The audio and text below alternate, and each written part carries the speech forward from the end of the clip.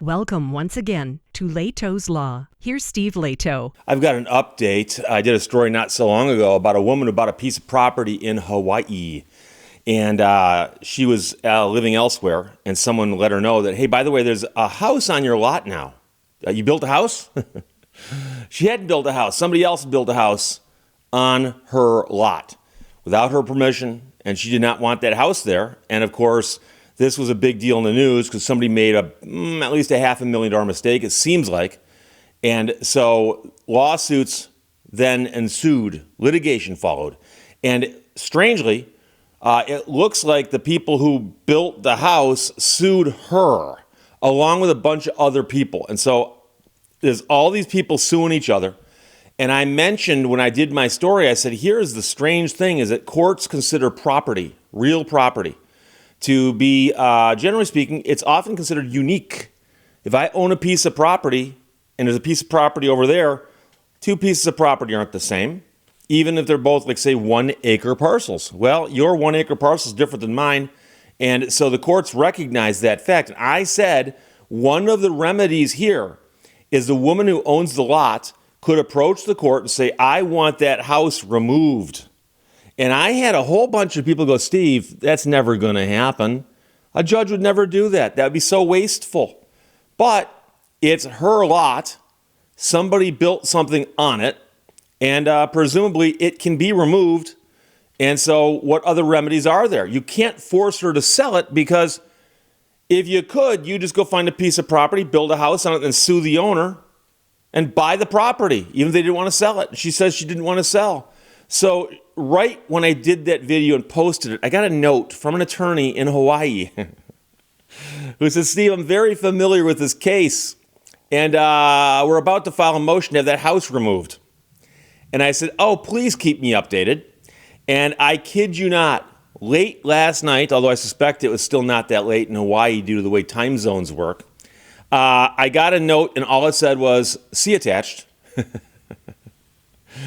It is an electronically filed order of the court in the Circuit Court of the Third Circuit, State of Hawaii. And now I will point out that the case caption is a big group of names being sued by a development partnership. And all these names get very, very confusing, but all you need to know is that the name of the woman who owns the property is Reynolds. The order in my hand here is quite lengthy, so I'm going to try to get through it and just hit the pertinent parts. But what you need to know is the hearing was held back in April, but the order was just issued yesterday. Findings of fact, conclusions of law, and order granting in part and denying in part defendant Reynolds' motion for preliminary injunction and temporary restraining order, and it is signed by a judge, Honorable Robert D.S. Kim. And so it says here, defendant Reynolds' motion. So this is the defendant. She got sued, so she's defendant. But it's her motion for preliminary injunction and temporary restraining order. It goes, having come on for evidentiary hearing on April 12th, 23rd, 24th, 25th, before the Honorable Judge Robert D.S. Kim, and that apparently is the chief judge of the Circuit Court of the Third Circuit, and all these different people having appeared on behalf of the parties and so on, and then the court having reviewed the pleadings, the files, the records, and evidence and testimony offered at the hearing, and being fully informed in the premises, and finding good cause, the court makes the following findings of fact and conclusions of law. And so the court then lays out in outline form fact upon fact that goes into this. And so the judge points out that Ms. Reynolds' motion seeks the following orders from the court: to grant a temporary restraining order, given the ongoing trespass and the potential for further harm, an immediate halt to any trespass on Reynolds' property is necessary. So she's asking the court, first, I want all these people to stay off my property permanently. Just get them off my property, except when they're allowed to do so by the court in a court order. Because obviously, to remove that house, someone's going to have to come on and remove the house. 2, issue a preliminary injunction, and that is the presence of the unauthorized structure continues to result in irreparable harm The injunction will ensure the trespass ceases and the structure is removed without delay. See that house? Get it off the property. So the injunction will ensure the trespass ceases and the structure is removed without delay. 3, order the removal of the unauthorized structure. 4, restore the property to the extent that they can. 5, appoint an independent demolition and removal company.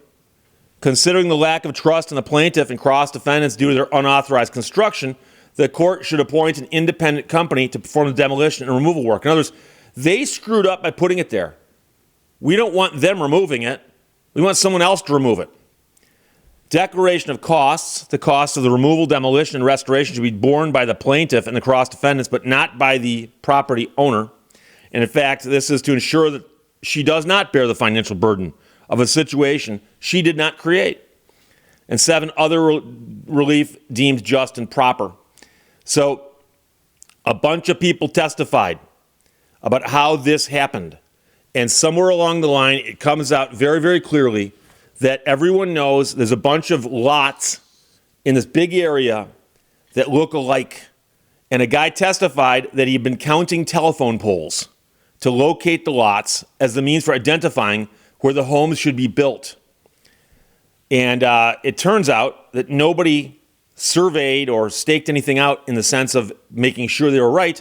Some guy simply said, oh, these telephone poles are this far apart, I can count this many poles, and boom, there's my lot. So this woman owns lot 114. The people who built had permission and ownership, etc., to build on lot 115. So these things are next door to each other, and they probably look kind of alike. And so Reynolds purchased the lot 114 at a tax foreclosure auction from the county. And some of these other people involved in litigation argued that the county failed to provide legal notice of the tax sale of different pieces here, and somehow that it was not their mistake that they built on the wrong lot.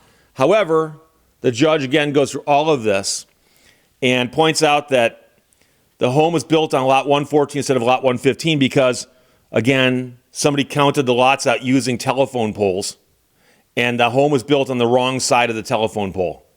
So apparently when you get to this pole, the lot is there, not here. It's not how you find property, counting telephone poles.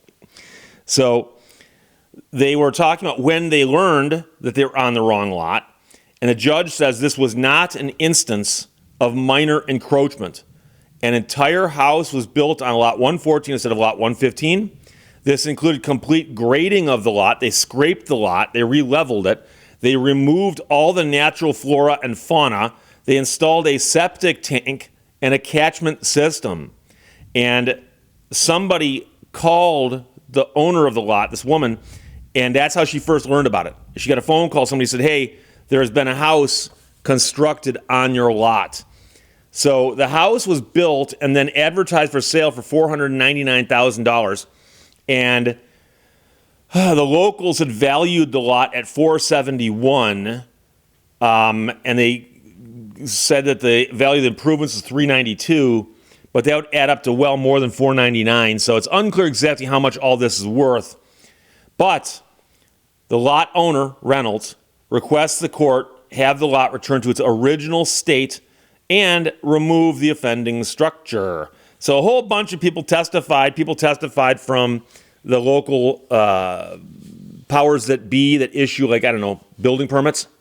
And a lot of finger pointing going on. I said there's a whole bunch of people involved in here. And so there's somebody who built on the property. There's a bunch of people I think probably didn't get paid, pointing fingers back and forth.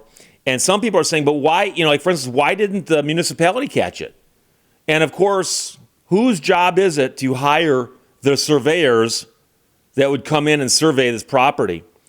So part of the confusion, of course, arises from the fact that in this area, there are approximately 8,000 lots, and some of them do sort of look alike. And when you're counting telephone poles, it's really easy to get them misidentified. But here's the thing. The woman who owns the lot, it is her property, no question. She had nothing to do with why the house got built there. It's not her fault. It's not like she saw it being built and she remained quiet. She did not know. After the house got built, the woman testified that she experienced a significant increase in her real property taxes as a direct result of the unauthorized construction on the lot. So she got a tax bill for $400 before it was built, and then she started getting tax bills for $4,000 after it was built. She testified that she had safety concerns because it turns out that once that house got built, somebody moved into it, probably squatters.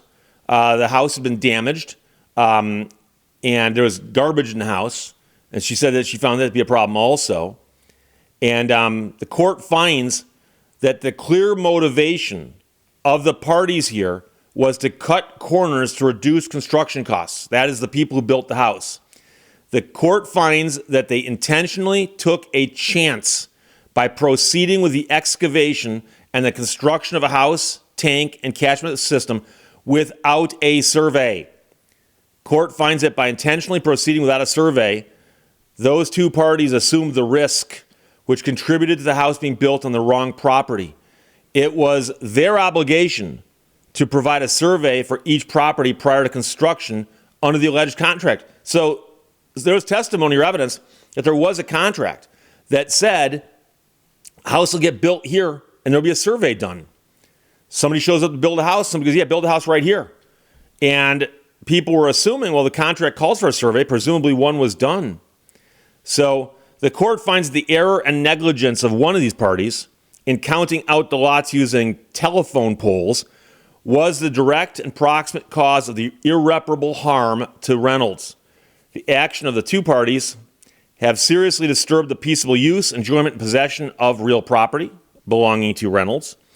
The injury is irreparable in this case, and that's how you get a temporary restraining order.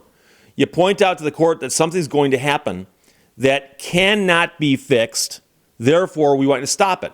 So the injury is irreparable as to warrant mandatory injunctive relief, as the encroachment is so great that the court finds it has caused the complete destruction of Reynolds' estate as it had been originally held and enjoyed, so that no judgment of law can restore it to its original character and use. Because once it's been scraped, it takes a while for the plants to grow back, okay? Further, the court finds that two of the parties have interfered with Ms. Reynolds' property rights as the house, septic tank, and catchment water system are not owned by her, and thus she has lost the complete use of her property for her quiet enjoyment, possession, and peaceable use. Court finds that the public interest supports the granting of injunctive relief caused by the negligence of these parties because the structures violate the law and are illegal based on the sworn testimony of somebody else who testified for the municipality. And that's the other thing, is that to do some kinds of building, you actually have to pull permits and make representations as to what you've done to prepare. And somebody apparently led someone else to believe that there had been surveys done. So the court has now, on page 11, conclusions of law. And the court points out that Rule 65 of the Rules of Civil Procedure authorize the trial court to issue a mandatory injunction. And then they talk about the test for issuance of a preliminary and permanent injunction has been addressed and recognized by the Hawaii Supreme Court, and points out that the test is whether the plaintiff has prevailed on the merits, whether the balance of irreparable damage favors the issuance of an injunction, and whether the public interest supports granting such an injunction. So the court points out that the property owner is likely to prevail on the merits as she is an innocent victim in the case. The two parties most at fault have not met their burden that her title is defective or invalid. At one point, they tried to say that somehow her title was not good, but it turns out it's good. And those two parties intentionally decided to forego a survey of Lot 115 and thus assumed the risk that through their negligence, the house and structures were built on the wrong property. In addition, they are precluded by unclean hands from asserting equitable claims and defenses as the structures are illegal. And I've mentioned before that courts are often asked to do equity. Equity is where a court steps in and does something because it is right to do it. And it's not award money damages quite often, but to order something else. So when you're seeking equitable relief, you have to come into court with what they call clean hands. So if you screw something up on your own and you go into court and say, Your Honor, I want you to straighten this out. I screwed it up. It doesn't work that way. And so that was why so many people were stunned when that previous story broke, that the people who built the house on her property sued her. Okay. And then they come into court and ask for relief. And the court goes, wait, you guys are the ones who caused this problem. So there's an issue there of clean and unclean hands. The balance of irreparable damage favors the issuance of a preliminary injunction, as the encroachment on Lot 114 is so great that the court finds it causes the complete destruction of the estate as it had been originally held and enjoyed, so that no judgment at law can restore it. Because here's the thing. A lot of people are going to think, why not just cut her a check? Can't the court just say, you know something? You lost a piece of property, it's worth this much money. You order you to give her a check. Money damages won't do it because she can't replace that piece of property. That piece of property is unique, as mentioned at the top. So the public interest supports the granting of injunctive relief caused by the negligence of the two parties because the structures violate the law and are illegal based on the sworn testimony of the people who testified about that. And these are the people who issue the permits. Consideration of the relative hardships need not be considered where a property owner intentionally takes a chance. And so apparently they're arguing and saying, look, it's still going to be a hardship for us. But you put yourself in that situation. And the court says those two parties intentionally took a chance by proceeding with the excavation of Lot 114 and the construction of a house, septic tank, and catchment system without a survey. By taking that chance, they assumed the risk that a negligent mistake could be made. So then the order is hereby ordered, adjudged, and decreed that the motion for the injunction is granted. And here's what's going to happen. The plaintiff, which is the development company, and a defendant who also got sued along here, they are restrained and enjoined from entering, trespassing, or conducting any activities or operations on that property identified by, and it's Lot 114. They are also restrained and enjoined from altering, damaging, or causing any change in the physical condition of the real property, Lot 114, or from removing or altering any vegetation, structures, or other physical features of the property. Within 60 days, Reynolds shall file with the court the names of 3 independent licensed companies, and the companies shall submit estimated budget proposals for the demolition and removal of the debris left over when the house gets taken down. The court will select a company, presumably from those 3, approve the budget proposal, and establish an account with the clerk of the court for deposit of the funds to be paid by the parties here. Now, the party we're talking about here, the court says may seek contribution and or indemnification, if applicable, from another party, but the removal of the structures shall commence after the selection of the independent company and deposit of the funds by that one party. The court will deny a mandatory injunction ordering restoration of the lot, as it is impossible to return the real estate to its original condition. However, Reynolds will be able to present a case at trial for any and all damages if appropriate. So she had asked, get the house off and restore the lot.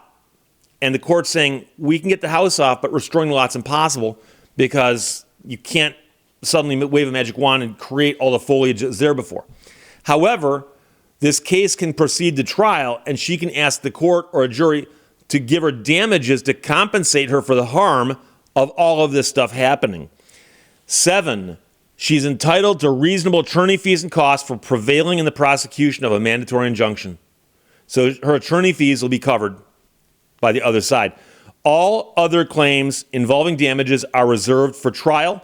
There will be a trial scheduling conference July 29th at 8:30 in the morning, and I assume that's local time. And then finally, compliance with this order shall be strictly construed and monitored by the court.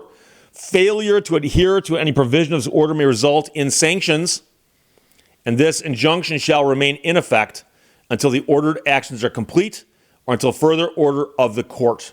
So again, as pointed out originally, it was a development partnership that sued what appears to be 1, 2, 3, 4, 5 different people.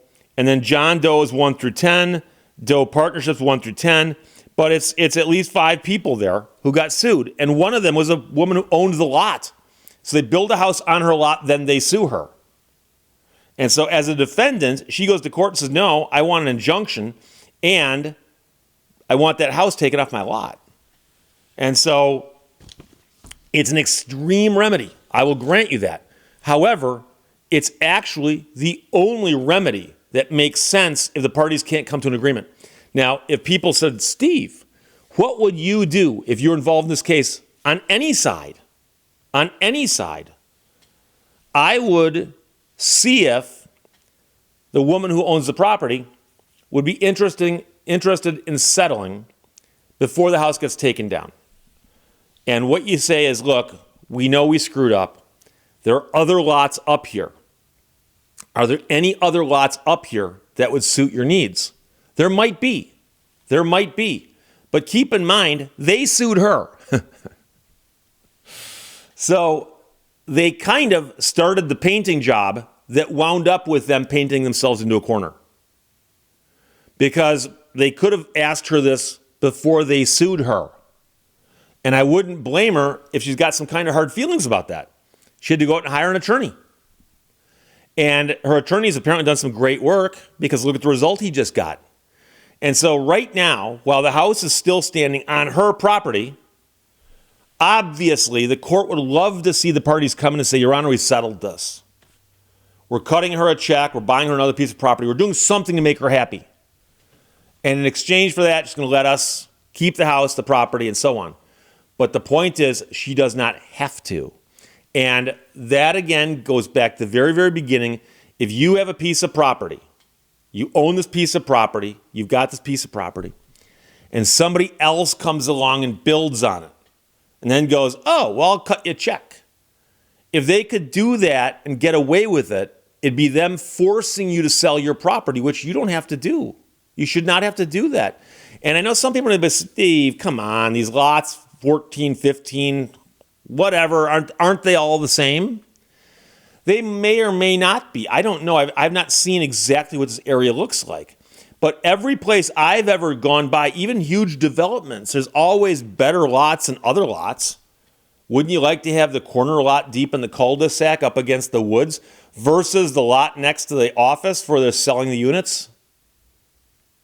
And so going back hundreds of years, I'm talking about if you take a class called Property in law school and you get a book this thick, you start reading the first cases in there. One of the first propositions that pops up at common law is that property is considered to be unique.